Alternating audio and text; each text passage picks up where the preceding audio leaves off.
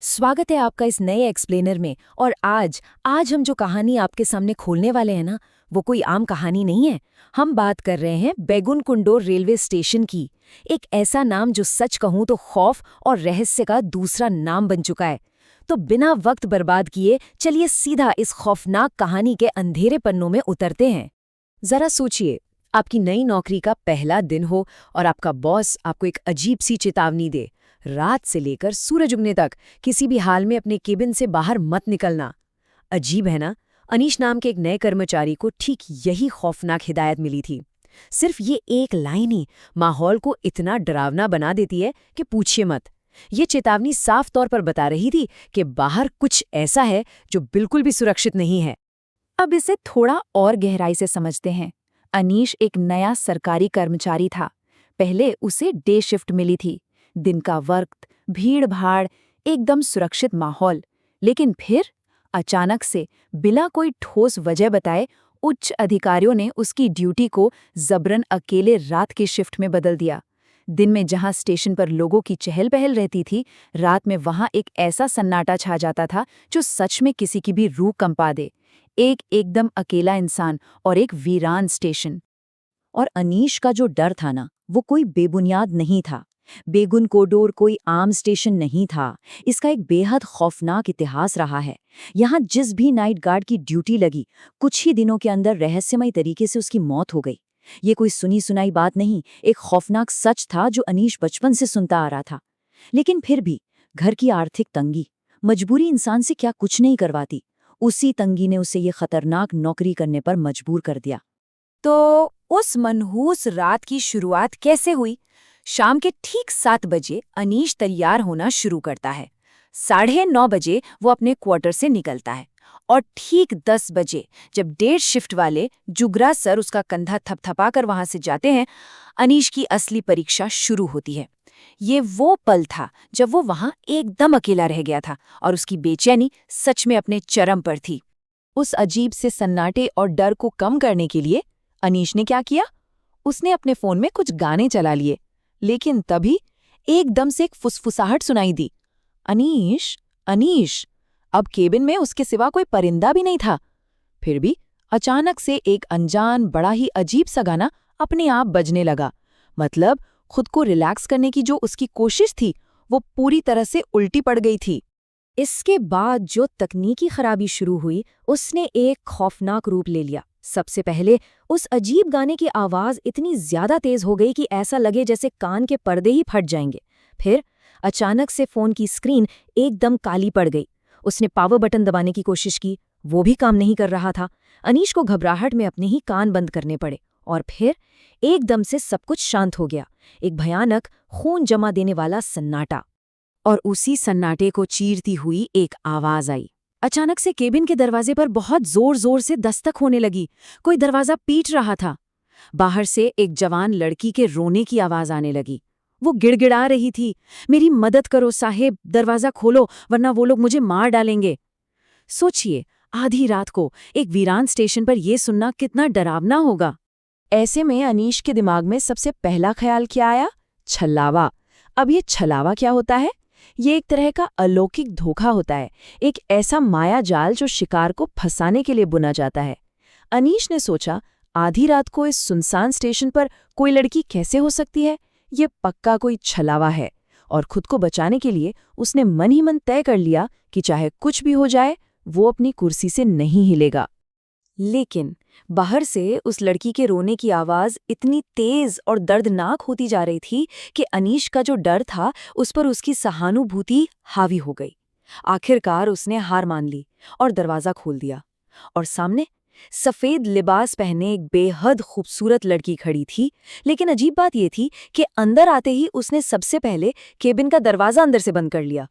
लड़की ने जो कहानी बताई वो बहुत ही दर्दनाक और असली लग रही थी। उसने बताया कि वो अपने प्रेमी गोपाल के साथ घर से भाग रही थी, लेकिन उसके हिंसक पिता को इस बात का पता चल गया। गोपाल तो स्टेशन से किसी तरह भाग निकला, पर वो बेचारी अकेली रह गई। उसे बस सुबह होने तक छिपने के लिए कोई सुरक्षित जगह चाहिए थी। उसकी बातों में इतनी सच्चाई लग रही थी ना कि अनीश को उस पर पूरा विश्वास हो गया। अनीश ने उस कांपती घबराई हुई लड़की को कुर्सी पर बैठाया और सोचा कि उसे थोड़ा बेहतर महसूस कराने के लिए किचन में जाकर एक कप चाय बना दे। लेकिन जैसी ही चाय बनी, अचानक से एक दिल दहला देने वाली चीख सुनाई दी। एक ऐसी चीख जो रोंगटे खड़े कर दे। अनीश इतना ज्यादा डर गया कि सदमे के मारे उसके हाथ से वो चाय का कप छूटकर वहीं फर्श पर गिर पड़ा।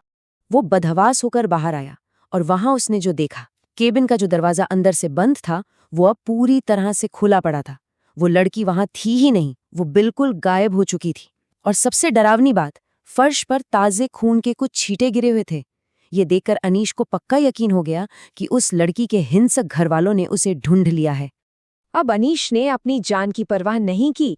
वो उन चीखों का पीछा करते हुए स्टेशन के दाहिने हिस्से की तरफ भागा।